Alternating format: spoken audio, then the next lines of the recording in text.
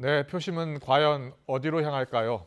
본투표가 진행되는 6월 1일 지방선거 이제 하루 앞으로 다가왔습니다. 여야는 유권자들의 표심을 잡기 위해서 앞서 전해드린 대로 총력전 펴고 있습니다. 이런 가운데 오늘 국무회의에서 공직자 인사검증을 담당하는 법무부 직속의 인사정보관리단 신설안이 의결되면서 여야 공방도 거세지고 있는데요. 정치권 이슈 짚어봅니다. 최창렬 용인대 특임교수님, 장성호 건국대 미래지식교육원장님 모셨습니다. 어서 오십시오. 안녕하세요. 안녕하세요. 안녕하세요. 저희가 이제 지방선거 이야기 본격적으로 다루기 전에 오늘 국무회의에서 통과된 법무부 인사정보관리단 이야기 해보겠습니다. 인사정보관리단이 법무부 직속이 됐잖아요. 그러면 윤석열 대통령의 최측근 한동훈 법무장관 직속이 되는 겁니다. 자, 야당이 계속 반대하고 있잖아요. 최창현 교수님은 어떤 생각이세요? 그동안 이제 그 업무를 네. 그 검증 업무를 민정수석실에서 해왔단 말이죠. 청와대 네, 민정수석실에서 청와대 했죠. 민정수석실에서 했는데 민정수석실이 폐지가 됐습니다. 그러니까 누군가 이제 이 검증 이제 그 기능을 담당을 해야 되는데 그 기능을 이제 법무부에 주겠다는 거예요. 인사정보관리단을 신설해서 네. 국장급 단장을 이제 만들겠다. 그리고 그 밑에 이제 20명 정도의 그 이제 단원을 만들겠다는 건데 경찰도 가고 경찰, 뭐 국세청, 검사도 금융감독원, 가고. 뭐 국정원 다 이제 가는 거예요. 수사 정보를 담당하는 이제 인사들이 가는 건데 어딘가 이제 이 검증을 하긴 해야 되는데 야당의 비판에 좀 일리가 좀 있다고 보는 게 오늘 이제 국무회의 통과됐잖아요. 네. 통과됐는데 입법 예고 기간이 있어요. 입법 예고 기간이 있는데 그 공직 후보자들의 그 이제 정보를 수집할 수 있는 이런 규정이 있단 말이죠. 그 네. 규정을 바꾸는데 그걸 좀 40일인데 이틀로 이제 줄였다라는 거예요. 그런 점이 자꾸 이제 절차의 문제를 제기할 수밖에 없는 거거든요. 네. 그러니까 조금 이제 전 법무부에 가는 거에 대한 여러 가지 비판이 있을 수가 있어요. 특히 네. 이제 다른 부처들의 얘기는 같은 부처인데 왜 동급의 부처가 왜 다른 부처를 검증하냐 뭐 이런 불만이 있다고 그래요. 그러니까 인사혁신처 소관으로 간다면 이제 그런 비판은 사라질 수가 있는데 네. 아무튼 뭐 대통령의 의지니까 그런 부분이 하나가 있는 거고 또 하나는 이제 만약에 법무부 장관이 한동훈 장관이 아니었으면 글로 갔을까라는 그런 이제 생각들이 있어요. 어디로 갔을 것 우려가 있어요. 같아요? 뭐 그대로 있거나 인사혁신처로 갔거나 이런 이제 얘기들이 있는 건데 어쨌든 간에 법무부 장관에게 너무 많은 권한이 집중되는 게 아니냐 이런 네. 우려들이 있는 겁니다. 네. 그다음에 이제 절차의 문제에서 너무 이제 빨리 서두르는 거 아니냐 네. 이런 부분이 있어서 이런 부분들을 이제 어떻게든 이제 출범하고 난 다음에 이러한 이제 우려가 기후임을 증명을 해야 되는 것인데 네. 한동훈 법무장관은 늘공에게 주는 거다. 그러니까 늘공무원. 네. 뭐 이게 특별한 게 아니고 일상적인 업무가 되는 것이기 때문에 오히려 또 투명성이 있다라고 얘기하고 있는 겁니다 지금. 그렇군요. 예. 자, 장성호 원장님. 네. 인사정보관리단. 자, 인사정보를 관리하는 곳 아닙니까? 네. 근데 야당이 계속 문제를 제기하고 있는 게 과연 모든 그 우리나라 공직을 수행할 후보자들의 내용을 다 본다면 문제가 될 수 있는 것 아니냐 이렇게 보는 거예요. 야당이 가장 우려하는 게 어느 부분이에요? 야당이 우려하는 부분. 야당이 우려하는 것은 한동훈 법무부 장관한테 힘을 너무 실어준다는 것 아니겠습니까? 그렇군요. 표면적으로는. 예. 그것이 저는 제일 크다고 보고 네. 우리가 지금 제왕적 대통령제 폐해라는 걸 많이 하고 있지 않습니까? 예. 우리의 순수 대통령제가 아니고 이원 내각제에서 대통령한테 예산까지 다 실어주는 그렇기 때문에 부정부패가 나서 정권 말기마다 구속되는 사태가 일어나고 예. 적폐청산이라든가 개혁 이런 것들이 지금 꾸준히 이제 반복되고 있기 때문에 권한은 집중되면 안 된다. 그것이 미국의 헌법도 연방제를 만드는 것은 권한을 분산시켜 놓아야만이 올바른 민주주의가 이루어진다. 예. 그런 것들이 미국의 연방제도입니다. 네. 마찬가지로 야당에서 우려하는 것은 민주주의, 대통령한테 권한을 지금은 점점 빼서 견제와 균형의 원리를 해야 되는데 한동훈이라는 최측근을 법무부 장관에 앉혀놓고 거기에다가 민정수석실은 폐지한다 해놓고 네. 법무부에다가 너무 많은 힘을 실어준다. 그렇기 때문에 힘이 커지면 나중에 큰 부작용이 있을 수 있고 네. 그러면 그것을 제가 생각해도 한동훈 법무부 장관한테 너무 큰 짐을 실어주는 것이 아닌가 이렇게 생각이 들고 야권 일각에서는 거의 소통령 수준 아니겠느냐 이런 비판도 나오거든요. 예, 과거에도 뭐 우리 정치사에서 YS 시절에 소통령이라는 그런 말들이 있는데 대통령의 권한을 빌미로 해서 대통령의 권한을 대리 행사하면서 많은 부작용을 일으키는 것. 그것은 다른 말로 하면 민주주의 시스템 아니겠습니까? 그런 시스템이 붕괴된다는 겁니다. 시스템이 붕괴된다는 것은 원활하게 기구와 기구 사이에 이런 것들이 흘러야 되는데 이런 것들을 딱 막아놓고 특정 기관에서 이렇게 한다는 것은 상당히 문제가 크다. 네. 그리고 이제 두 번째는 이제 제도적인 문제가 또 있다고 봅니다. 지금 예를 들어서 인사정보관리단을 대통령령으로 신설을 한다는 것은 네. 정부 조직법에도 배치될 가능성이 상당히 크고 그래서 이 부분을 야당이 지금 권한쟁의 심판을 하겠다는 겁니다. 그렇죠. 헌법재판소에 권한쟁의 심판 제기를 하기로 했습니다. 네, 그래서 두 가지 문제가 있다. 하나는 권력의 집중 비대화. 이것은 민주주의가 제대로 가려면 여러 가지 분산, 권력 분산을 통해서 다양성 있는 것들을 각 기구마다 제대로 된 역할을 해야 되지 않겠습니까? 네. 이런 것하고 제도적인, 법적인 측면 두 가지가 있다고 봅니다. 그렇군요. 잘 정리해 주셨습니다. 앞으로 법무부는 대법관, 헌법재판소 재판관 모든 인사검증을 할 수 있습니다. 재산도 다 파악할 수 있고요. 과거 이력도 다 들여다볼 수 있습니다. 그래서 이게 재판의 독립성 침해, 삼권분립 위반 아니냐라는 시각이 있어요. 이 법원에 관련된 그리고 사법부에 관련된 거 이 네. 부분은 좀 이 대통령령이 됐건 뭐 부령이 됐건 좀 디테일하게 들여다봐야 될 필요가 있을 것 같아요. 네. 법원에 대한 법관들의 그 인사 검증이라고 해서 인사 검증을 행정부가 들여다보는 거거든요. 저는 이건 맞지 그렇군요. 않는다고 생각해요. 그래서 예, 행정부의 그 이제 공직자 후보들에 대한 검증은 법무부가 하더라도 네. 그러나 법원에 관련된 거 그리고 이제 다른 곳에 관련된 건 저는 피할 필요가 있다고 생각해요. 적어도 삼권 분립이라는 대원칙이 있는 거거든요. 네. 그런 부분 좀 할 필요가 있고 또 하나 문제가 이제 이 한동훈 이제 법무장관에게 많은 권한이 집중된다고 하는 건데 이 검수한 바 이후에 이제 이런 비판이 더 많아진 거거든요. 이런 부분들이 이제 그 야당도 그렇고 여당도 그렇고 특히 대통령령으로 이제 고치는 문제 이런 네. 부분들 정부조직법에서 물론 이제 그런 규정이 있다 하더라도요. 어쨌든 법률의 취지는 정부 조직법의 근거라는 거거든요. 네. 정부 조직법을 바꿔서 하는 게 낫지 않겠는가 그런 이제 지적을 하지 않을 수가 없습니다. 예, 알겠습니다. 이와 관련해서 한동훈 법무장관 지금 화면 나왔는데요. 기자들이 질문을 했더니 이렇게 답을 했습니다. 정치 권력의 내밀한 비밀 업무의 영역에서 이제 공무원들의 통상 업무가 된 것 아니냐. 그러니까 본인이 그 일을 맡게 돼도 이제 감사원의 감사도 받을 것이고 또 국회에서 부르면 또 나가서 답변도 하게 될 것이다. 그러니까 이제 감시받는 통상 업무로 전환됐다. 의미 있는 진전이다. 또 이렇게 이야기하거든요. 이 발언에 대해서는 어떤 생각이세요? 글쎄 제도화된 측면에서는 뭐 표현 자체는 옳지만 네. 그러나 그 은밀한 과정을 들여다보는 거에는 어떤 내밀한 예를 들어서 뭐 우리 관음증 같은 것도 있지 않습니까? 네. 여러 가지 뭐 정치인이나 고위 공직자들의 개인적인 극도로 개인적인 사생활 이런 것들을 예를 들어서 그러면 국회에서 견제하고 나와서 불러서 얘기한다고 해서 그걸 다 공개할 수가 있겠습니까? 그렇겠네요. 예를 들어서 네. 개인 정보라는 것이 있기 때문에 그런 것들도 공개가 극히 제한적으로 이루어질 수밖에 없고 네. 북한 문제라든가 안보적인 문제는 그것도 전체적으로 공개는 국익 차원에서 할 수는 없지만 그것은 국회에서 정보위에서는 서로 공유하고 있을 수 있겠지만 네. 이런 내밀한 어떤 개인 사적인 정보까지 국회에 부른다 한들 이런 것들을 공개할 수가 있겠습니까? 그런 것들은 어떻게 보면은 명분을 쌓기 위한 그런 장관의 그 멘트였다고 생각이 그렇군요. 듭니다. 알겠습니다. 아무튼 이 업무를 그동안 과거 정부는 청와대 민정수석실에서 모두 해왔던 그렇죠. 그런 업무죠. 알겠습니다. 계속 논란이 될 것 같은데요. 관련 이슈를 다음에 좀 짚어보고 다음 이슈로 넘어가겠습니다. 특별감찰관 이야기 해보겠습니다. 대통령 친인척, 고위공직자 비위 감찰하는 특별감찰관제. 사실 지난 문재인 정부 때 이 감찰관을 뒤늦게 이제 마지막에 임명을 하지 않았습니까? 이와 관련해서 이제 뭐 폐지 이야기가 나왔었나 봐요. 그런데 또 윤 대통령이 폐지는 없다라고 이야기했고요. 그런데 저는 이 과정에서 왜 폐지 이야기가 나왔는지.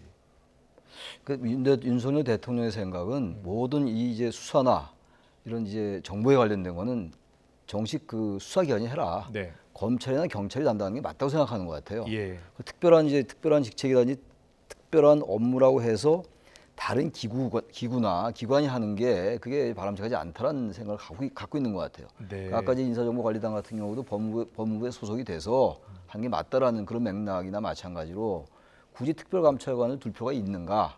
검찰과 경찰이 원칙과 법률에 따라서 하면 된다 이런 생각인 것 같긴 한데요. 네.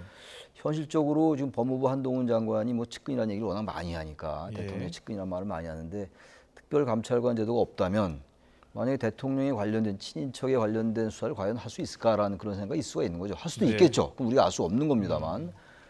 그래서 특별감찰관 제도가 생긴 거였거든요. 네. 과거에 청와대에 민정수석실이 있지만 민정수석실이 과연 그 감찰을 할 수 있을까라는 것 때문에 특별감찰관이 생겼는데 예. 문재인 정부 때 이제 임명을 안 했었어요. 특별감찰관을 거의. 끝까지 임명을 안 했었나요? 1년 하고 그다음에 이제 청와대 또 다른 직으로 갔다가 그다음에 이제 임명을 안 했는데 이 특별감찰관이라는 것은 2015년 3월에 박근혜 정부 초기 때 이것을 만들어서 대통령 배우자 그리고 대통령 사촌인의 친족 그리고 대통령 청와대 수석비서관 이상 공직자들에 대해서 비리가 있으면 특별감찰관이 대통령과 상의 없이 독립적으로 수사할 수 있는 그렇기 때문에 대통령으로서는 상당히 부담되는 그런 자리고 이것은 임의 규정이 아니고 반드시 임명을 해야 되는 필수 규정입니다. 그렇네요. 어떤 권력이라도 감시가 필요하죠. 감시가 필요하고 예. 이것은 법으로 규정이 돼 있기 때문에 국회에서 3명을 추천하면 대통령이 반드시 1명을 임명을 해야 되는 그런 규정이고 그동안 이제 문재인 정부 3년 동안은 임명을 안 한 건지 못 한 건지 그냥 지나갔는데 예. 지난 인수위 때 윤석열 대통령 당선인이 그때 당시에 반드시 앞으로 내가 대통령에 취임하면 이것을 임명하겠다. 그랬죠. 그렇게 했는데 예. 일단 이제 대통령 청와대에 들어가고 청와대가 아니고 대통령이 취임하고 나서 예. 그 측근 참모들이 아마 이거에 대해서 알아서 해석을 한 것 같습니다. 뭐 오히려 대통령이 되고 난 다음에는 사실은 감찰 이런 자체가 좀 불편스러울 가능성은 상당히 크지 않습니까? 네. 감찰이라는 것은 정말 뭐 가릴 것 없이 그냥 직진적으로 이렇게 수사를 해야 되는 거기 때문에 그래서 이런 이제 혼선이 일어났는데 네. 일단 이런 것들이 이제 정리돼서 임명을 하겠다고 하니까 네. 국회에서 이것을 추천을 하면 대통령이 임명을 할 것 같습니다. 이게 윤 대통령이 얘기한 것 같지는 않아요. 대통령실에서 나온 얘기 같아요. 그렇군요. 그래서 권선동 대표도 그렇고 원내대표가 여기에 대한 얘기를 했잖아요. 네. 그러니까 지금 이제 이런 부분들에 대해서 현재 대통령 주변에 있는 국회에 있는 인사들, 뭐 이제 언론은 이제 윤핵관이라고 표현을 하던데 바로 잡은 거예요. 네. 대통령이 얘기한 게 아니기 때문에 대통령실에 누군가 얘기한 것 같은데 이건 바로 잡혔기 때문에 더 이상 논란의 여지는 없다고 생각합니다. 임명하겠다고 하는 거니까. 예. 알겠습니다. 자, 어떻게 임명이 되고 또 누가 임명될지 지켜보겠습니다. 지방선거 이제 이야기 본격적으로 해보겠습니다. 6월 1일 지방선거 하루 앞두고 여야가 유권자들께 마지막 호소를 했습니다. 제발 찍어달라고요. 자, 국민의힘에서는 정권 교체의 완성을 해달라라고 얘기하고 있고 민주당에서는 최소한의 균형을 맞춰달라라고 이야기하고 있습니다. 어떤 이야기를 했는지 듣고 오겠습니다. 끝날 때까지 끝난 것은 아무것도 없습니다. 대선이 정권교체의 전반전이라면 지방선거는 정권교체의 후반전입니다. 반드시 승리하여 정권교체를 완성합시다. 중앙에서 시작된 변화가 17개 시도로 전파될 수 있도록 우리 국민의힘에 힘을 모아주십시오. 지금 대한민국은 검찰이 통치하는 폭력적인 국민 억압의 시대로 퇴행하느냐, 균형 잡힌 국민 주권의 시대로 나아가느냐에 중차대한 기로에 서 있습니다. 특권 계급의 나라가 되지 않도록 최소한의 균형을 만들어 주십시오. 민주당에게 국민 주권을 지켜낼 힘을 주십시오. 네, 여야는 마지막까지 국정안정론, 정권 견제론으로 맞붙었습니다. 여야의 목표를 보니까요. 네. 야당 같은 경우에는 네 곳도 장담하기가 쉽지 않다. 이렇게 읍소 전략에 나섰고요. 또 여당은 9곳 이상을 확보할 수 있다라고 좀 자신감에 찬 목소리 나오고 있습니다. 먼저 교수님은 전체적으로 판세를 어떻게 보고 계시고 여야의 지금 전망치 나왔잖아요. 네. 어떤 전망치가 실제와 근접하고 있다고 보세요? 그래서 네 곳이라는 게 이제 호남 세 곳하고 네. 전남, 전북, 광주, 제주. 제주. 그 네 곳이란 말이죠. 네. 네 곳 이외에는 이제 완전히 우세 지역은 별로 없긴 없는 것 같아요. 네. 전반적인 이제 그 17개 시도에서 네 군데 빼면. 근데 문제는 지난 대선 때도 윤석열 후보가 꽤 생각보다 좀 이제 넉넉한 차로 이길 거라는 전망이 많았었잖아요. 그렇습니다. 네. 일주일 전 각종 여론조사에서는 많이 앞서는 것으로 나타났는데 7%, 8%까지 예. 앞섰는데 결과는 안 그랬단 말이에요. 0.73% 포인트 차이. 23만 표차밖에 안 나왔고 2010년도에 그 예를 많이 드는데 2010년도 이제 오세훈 후보하고 이제 한명수 후보가 싸웠을 때 서울시장 선거 때 예. 그때도 결국 이제 물론 오세훈 후보가 이겼지만 아주 근소한 차로 이겼어요. 나중에 지는 줄 알았단 말이에요. 그리고 나중에 집에 갔다 다시 이긴 건데 네. 2016년도에 종로구 이제 국회의원 선거 때도 오세훈 후보하고 정세균 후보가 이겼어요. 오히려 그때는. 이게 지금 여론조사가 안 받을 때가 꽤 많이 있습니다. 특히 지방선거 같은 경우가 그럴 수 있을 것 같은데 네. 생각보다 지금 이제 국민의힘이 전반적으로 우세하죠. 정당 지지도가 높고 그래서 정권이 가출범했고 말이죠. 여러 가지 이제 조건이 선거 환경상 볼 때는 국민의힘이 유리한데 네. 4곳 정도까지밖에 못 이긴다. 그렇게 보진 저는 않아요. 예. 예, 그러니까 지금 이제 그거는 야당에서 이제 그 절박함을 표현하기 위해서 지지자들 결집시키기 위해서 하는 얘기 같긴 한데 그러나 예. 분명한 거는 적어도 현재 단계에서 볼 때는 물론 그동안 깜깜이 선거 기간이 있기 때문에 알 수는 없겠습니다만 국민의힘이 좀 유리해 보인다. 그 전반적인 판세는 그건 분명해 보이긴 합니다. 그렇군요. 원장님은 어떻게 내다보고 계세요? 뭐 국민의힘이 당연히 유리한 것이 물론 윤석열 대통령 당선과 취임 초기의 컨벤션 이런 것들이 상당히 크고 그리고 정권 안정론에 힘을 실어야 된다는 것이 통상적인 그런 선거 구도인데 네. 지난 지방선거 때 17대 2로 민주당이 승리했습니다. 네. 국민의힘 보수정당이 참패한 경력이 있기 때문에 지금은 다시 이제 반대적인 상황으로 가고 있지 않습니까? 대선도 뒤집어지고 지금 연타석으로 3번이나 민주당이 지금 패배하고 이번에 패배하면 3번째 패배인데 지난 그 4.7 선거 네네. 지난해 예. 예. 보궐선거부터 해서 3번째 지금 여야 격돌 아니겠습니까? 네. 선거의 통상적인 것은 대세론과 읍소론이 있는데 대세론이라는 것은 지금 세를 상당히 크게 확장하는 측, 공격적인 어떤 선거 캠페인을 하는 쪽이 대세론을 주장하고 있습니다. 지금 국민의힘이 대세론을 주장하고 있고 그런 거군요. 그리고 나서 지금 민주당은 지난번 15군데를 장악했다가 이번에 사실은 4석까지 하면 11석을 지금 잃겠다는 것 아니겠습니까? 네. 이런 것도 바람직하지는 않겠지만 읍소론이라는 것이 방어 전략의 일환입니다. 최소한도로 우리 당원이라든가 지지층 결집해서 최소한도로 우리가 가질 수 있는 기본적인 백그라운드는 지키자. 네. 그리고 나서 중원에서 승부를 걸자. 중원이라는 것은 충남이라든가 세종이라든가 그리고 경기도, 인천 예. 이 4군데를 지금 민주당이 지금 노리고 있고 그렇기 때문에 여러 가지 이슈 전략이 지금 이제 나오는 이제 그런 상황이기 때문에 예. 지금 봐서는 그리고 지난 사전 투표에서도 이것이 통하고 있다. 읍소 전략에 통하고 있다. 이렇게 민주당에서는 지금 판단하고 있는 것이 아닌가 이렇게 생각이 드는 것이 네. 전남이 31.4%로 전국 최고입니다. 사전 투표율이. 그리고 고흥이 49.66, 거의 50%에 육박하는 사전 투표가 있기 때문에 야, 우리 민주당의 어떤 아성인 전남에서 이렇게 결집하고 있다. 이 결집이 어떻게 보면 수도권으로 올라올 가능성이 크다. 그래서 지금 각 지역 단체장들이 이길 수도 있다. 이렇게 지금 선거 캠페인을 하고 있는 상황이기 때문에 예. 민주당의 읍소 전략, 방어 전략이 일정 부분 성과를 거둘 가능성도 있고 네. 그렇기 때문에 오늘 뭐 4석 정도 운운하는 것은 선거 뚜껑을 열어보면 다른 결과가 나올 가능성도 있다고 봅니다. 자, 좀 더 구체적으로 들여다볼게요. 민주당 같은 경우에 광주, 전남북 그리고 제주에서 지금 각종 여론조사에서 앞서는 것으로 나타났고요.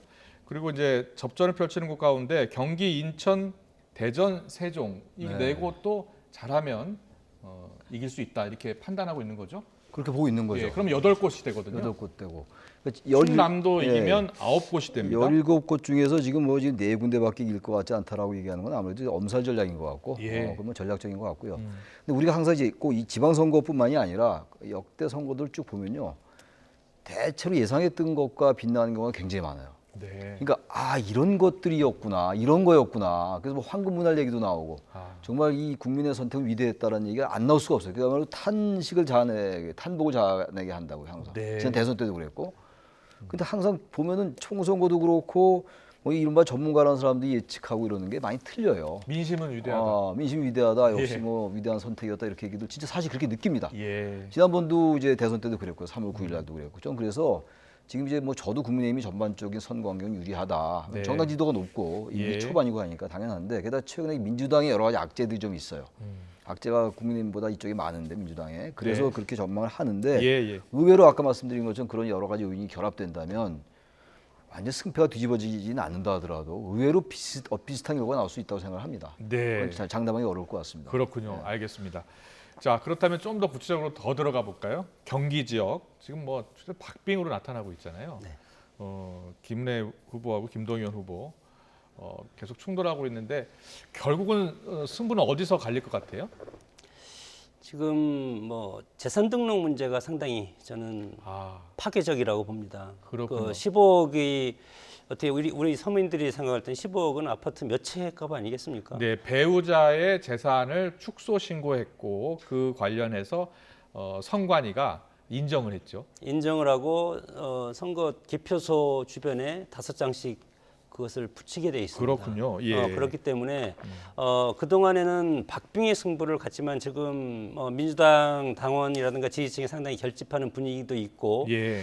그런 상황에서 이런 것들이 선거 벽보가 붙었다는 것 그리고 지금 야당에서는 이것이 나중에 선거법 위반으로 당선돼도 당선 무효가 될 가능성이 상당히 크다. 이런 것들이 김문혜 후보한테는 상당히 가슴 아픈 그런 모습이 될 가능성이 상당히 크다. 저는 그것이 가장 큰 예를 들어서 패배한다면 가장 큰 패배 요인이 될 가능성이 크다 그렇게 봅니다. 그렇군요. 예, 그 배우자 재산 문제가 걸림돌이 될 수 있을 것이다 이렇게 내다봤어요. 교수님 어떻게 보세요? 지금 이제 경기도 선거가 이제 워낙 초박빙으로 이루어지고 있는데 저는 그 변수가 될 수 있을 것 같아요. 근데 이게 완전히 이제 승패를 바꿀 정도가 될지. 근데 뭐 승패를 바꾼다는 게 이제 어느 후보가 이긴다라는 걸 전제로 하는 거니까 지금 우리가 알 수가 없잖아요. 어느 후보가 리드하고 있는지 모르는 상황인데 예. 굉장히 악재인 건 틀림없어요. 재산 신고가 누락됐다라는 거, 축소 신고됐다라는 거, 그래서 선관위가 인정했다라는 거. 예. 그리고 과거에 이제 재산 신고가 이제 축소되거나 누락돼서 나중에 의원직 상실한 경우도 있고 그렇지 않은 경우도 있습니다. 네. 최종적으로 법원이 고의성이 있거나 당락에 영향을 줬다고 생각하면은 이제 그 당선 무효형이 나오는 것이고 네. 그렇지 않으면 이제 100만 원 이하가 돼서 이제 문제가 없는 거거든요. 그러니까 이게 네. 이 부분은 생각보다 굉장히 심각한 부분이긴 합니다. 그렇군요. 재산 누락 신고라는 게 예, 축소 신고가. 알겠습니다. 네. 잠시만요. 지금 아직 시작 안 했습니까? 잠시 뒤에 산불이 지금 큰 불이 났거든요. 산불 3단계 밀양에 큰 불이 났는데 관련해서 현장 브리핑이 있을 예정이라고 합니다. 현장 브리핑이 시작되면 바로 연결을 하겠습니다. 그리고 또 관심 지역 가운데 한 곳이 인천 계양을 아니겠습니까? 그렇죠. 이재명 후보 그리고 윤영선 후보가 맞붙은 곳인데 이재명 후보가 크게 앞서는 여론조사가 나왔다가 최근에 이제 박빙으로 나오고 있잖아요. 어떻게 전망하세요? 글쎄 뭐 선거 구도 이슈 인물인데 예. 사실은 인물이 부각되는 곳은 뭐 분당하고 계양을 두 군데입니다. 네. 지난 직전에 대선 후보가 나왔기 때문에 그만큼 전국적인 지명도가 상당히 크고 특히 계양을 같은 경우는 뭐 역전되는 그런 여론적 지표도 있었지만 네.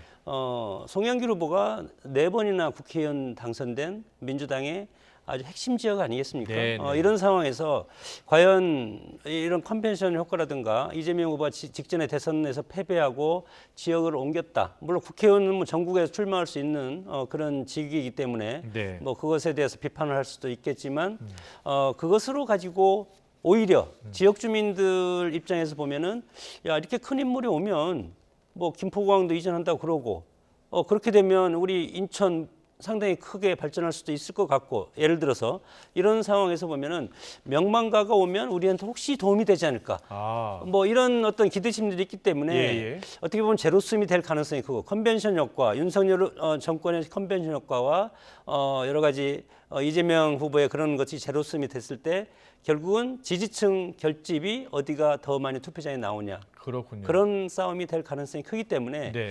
현재로서는 여론적인 지지 추이대로 보면은 뭐 하여튼 우리가 승부를 예측할 수가 있다고 봅니다. 네, 알겠습니다. 지금 이번 지방선거의 막판에 최대 이슈가 김포공항 이전 문제 아니겠습니까? 그렇죠. 예, 그렇습니다. 지금 원장님께서는 김포공항 이전 문제가 이재명 후보한테는 호재다라고 이렇게 생각을 하신다라고 이야기하셨고 교수님은 어떻게 보셨어요? 민주당 전체 선거판 세는 좀 불리하게 작용할 것 같아요. 모르죠. 계양을 자체의 지역구 선거는 모르겠는데 네. 전반적으로 이제 경기도도 그렇고 인천도 그렇고 이게 다 연관돼 있는 거잖아요. 김포공항 네. 문제가 서울도 연관돼 있고. 근데 최근 나오는 얘기들이 좀 억측스러운 얘기가 많이 나와요. 사실 죄송합니다. 네. 우선 제주 해저 터널 얘기도 나오고. 예. 74km라고 얘기하고 있는 거거든요. 전라남도 보길도부터 이제 제주도까지 판다는 건데 도보획보다 길어요. 예. 그거 너무 먼 훗날 얘기 같고 네. 또 이제 수직 이착륙 얘기도 나오고 있고 비행기. 아, 그 보잉 비행기 이런 것들이 과연 이 수직 이착륙 할 수 있을까? 예. 기술적인 문제지만 네. 그런 얘기까지 나오면서 특히 이제 김동연 후보, 민주당의 김동연 경기지사 후보가 성남 서울공항을 김포공항으로 이전한다고 했었어요. 네. 이 호가 어떻게 배치됩니까? 아. 이런 문제들. 예. 이게 너무 이제 선거를 목전에 두고 갑자기 낸 느낌이 너무 많이 드는 거예요. 지난 네. 대선 때도 이 얘기가 있었는데 당내에서 이런 여러 가지 문제 때문에 접었던 거거든요. 민주당 공약을 하려다가. 예. 그러니까 이 문제를 게다가 김포항 같은 경우는 흑자가 나는 모양이거든요. 근데 이 부분을 갑자기 인천공항에 옮긴다? 그게 과연 얼마나 많은 설득력이 있을까? 네. 그래서 모르죠. 이제 계양을 주민들이나 이제 서부 지역에 있는 이제 시민들은 인천 그리고 이제 김포, 서울 강서 이쪽에 개발해서 제2의 판교, 제2의 강남 만든다고 하는 건데 네. 거기에 대한 현실 가능성을 많이 인정할까라는 생각이 들어서 저는 전반적으로 민주당에게 좀 악재로 작용하지 않을까. 그렇군요. 그래서 생각합니다. 두 분의 분석이 엇갈렸는데 내일 선거 결과에서 어떻게 나타날지 좀 지켜보겠습니다. 알겠습니다. 그리고 박지원 더불어민주당 비대위원장 오늘 페이스북에 올린 글이 논란이 되고 있는데요. AI 윤석열이 선거 개입을 하고 있다라는 주장이었습니다. 박 위원장은 대통령이 이를 묵인했다면 탄핵도 가능한 중차대한 사안이다라고 이렇게 글을 올렸어요. 그걸 보셨죠? 봤습니다. 예. 근데 거기에 이제 자막에 윤 대통령과 함께한다 뭐 이런 자막이 떴다고 그래요. 네. 근데 그게 자막을 이제 그 남의 군수 측에서 올렸겠죠. 예. 올리고 이제 동영상에서 뭐 그런 얘기가 있었다는데 전 대통령이나 대통령실에서 이걸 알고 있었다라고 생각하지는 않아요.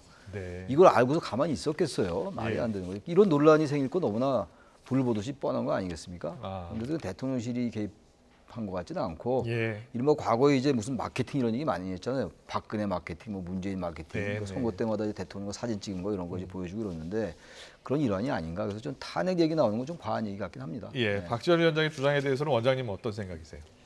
글쎄 뭐 선거기 때문에 상당히 예민한 시기라 당 대표로서는 한 표가 아쉽지 않습니까? 네. 주장은 할 수 있다고 봅니다. 선거법 제 253조 허위 표시죄 뭐 그리고 여러 가지 사기죄 또 허위 사실 유포 이런 것들을 할 수는 있겠지만 이것은 이제 구체적으로 이것이 AI 영상이 정말 구체성이 있고 네. 연계가 돼 있고 범죄 연관성이 있고 그런 것들은 뭐 또 나중에 선관위라든가 사법당국에 조사를 해봐야 되지 않겠습니까? 그러나 바로 내일이 선거이기 때문에 일단은 주장을 하는 겁니다. 이준석 대표는 이 대선 불복이다라고 주장하고 나섰거든요. 그것도 주장을 하는 겁니다. 예. 대선 불복이 아니고 어떻게 보면 상식적으로 이것이 선거법 위반이라고 판단을 할 수가 있고 네. 특히 정치권에서는 상당히 자극적으로 얘기해야만이 유권자들이 마음을 돌리지 않겠습니까? 예. 탄핵, 대선 불복. 그래서 두 가지 아주 강한 그런 어조로 얘기하는 것은 모든 것이 내일의 선거 때문에 그렇게 얘기한다. 모든 것이 다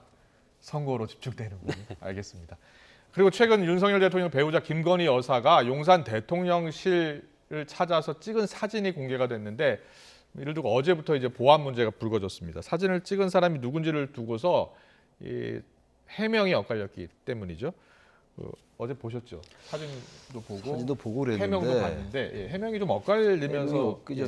이야기가 나왔어요. 대통령실 직원이 찍지 않았다고 했다가 나중에 대통령실 직원이 그렇습니다. 찍었다고 했어요. 예. 그러니까 이 문제도 지금 이제 김건희 여사 얘기가 지금 많이 나오고 있어요. 뭐 옷이라든지 이제 갖고 있는 소지품 이런 것들 많이 이제 그렇습니다. 인기가 있고 저는 그런 건 나쁘지 않다고 생각합니다. 나쁘지 않다고 생각하는데 대통령실이 어쨌든 보안이 굉장히 중요한 곳이잖아요. 이게 다 팬카페를 통해서 다 그것도 이게 사실 공개가 원래는 되더라고요. 이제 대변인실이라든지 대통령실에서 찍어서 네, 그래서 대변인실에서 그걸 이제 그 언론사 릴리스한다든지 이렇게 하는 게 원래 맞는 거죠. 네, 팬클럽에 올리고 이런 것들도 좀 이게 낯선 장면들이거든요. 좀 예. 이 부분은 충분히 논란이 될 수 있다고 생각해요. 예. 앞으로 이런 것들이 자꾸 사적으로 찍어서 팬클럽에 가고 또 거기 팬클럽에 뭐 강 변호사라는 분이 또 이걸 또 옹호하고 막 이렇게 되는데 네. 그런 모양은 전반적으로 그렇게 자연스러워지진 않아요. 아. 있는 그대로 대변인실에서 찍어서 네. 공개하면 돼요. 언론사를 통해서 얼마나 좋습니까? 네. 단지 이제 그 사적인 이제 그 공간처럼 하면 안 되지 않냐 이런 얘기를 하는데 글쎄 대통령 부인이 대통령이 근무하는 곳에 한번 와볼 수 있다고 생각해요. 네. 이게 평일이었다라는 거 뭐 이런 얘기는 하는데 그게 좀 그렇게 큰 문제 되지 않을 거라고 보는데 단지 그 절차의 문제는 한번 지적을 해야 될 것 같습니다. 그렇군요. 네. 국정의 최고 컨트롤 타워고 사실은 대통령 집무실은 항상 전시 상황이라고 저는 생각이 듭니다. 보안 문제 이야기가 나오는 거예요. 예, 그렇기 때문에 뭐 저런 모습 상당히 어떻게 보면 서민적인 그런 모습을 보여주기 위한 시도가 아닌가 그렇게 생각은 들지만 네. 그럼에도 불구하고 대통령이 관저라면 예를 들어서 옛날에 미국의 오바마 대통령 부부도 그 관저에서 사진을 찍어서 뭐 이렇게 올린 것도 있지만 네. 집무실이라는 것은 특수성이 있지 않습니까? 집무실은 항상 국가의 모든 국민의 어떤 재산과 안보 이런 측면에서 컨트롤 타워이기 때문에 저런 모습은 약간의 어떤 컨트롤 타워로서의 기능을 위축시킬 수 있는 그런 모습이고 그렇기 때문에 야당에서는 이것에 대해서 공격할 수도 있겠다. 그렇군요. 그래서 앞으로 뭐 윤석열 대통령의 부인 김건희 여사를 담당할 대통령실 직원이 조만간 배치될 것이라는 보도도 나오고 있습니다. 알겠습니다. 오늘 정치권 이슈는 여기까지 듣겠습니다. 최창렬 용인대 특임 교수님, 장성호 건대 미래지식교육원장님과 함께했습니다. 잘 들었습니다. 고맙습니다. 감사합니다.